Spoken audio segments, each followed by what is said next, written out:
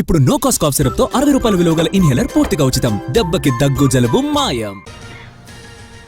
సంగారెడ్డిలో PCC chief Mahesh Kumar Goud సంచలన వ్యాఖ్యలు చేశారు. కేసీఆర్ దోషి అని కాళేశ్వరం కమిషన్ చెప్పిందన్నారు. ప్రాజెక్టు పేరుతో ఆయన లక్షల కోట్ల రూపాయలు వృధా చేశారని మండిపడ్డారు.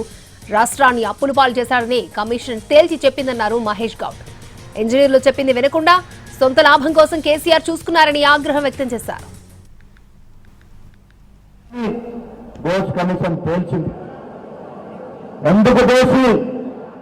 ఎన్నికలకు ముందు మనం పదే పదే చెప్పాం.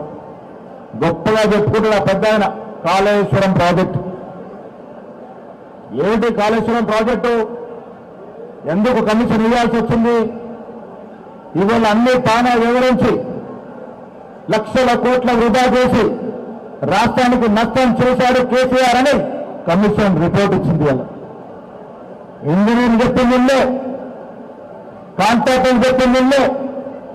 నేను రాష్ట్రానికి అధినేత, రారాజుని, నా ఇష్టం వచ్చిన నడవాలన్నాడు. కాబట్టే కాళేశ్వరం ప్రాజెక్టు బీటలై కూలిపోయే పరిస్థితి వచ్చింది.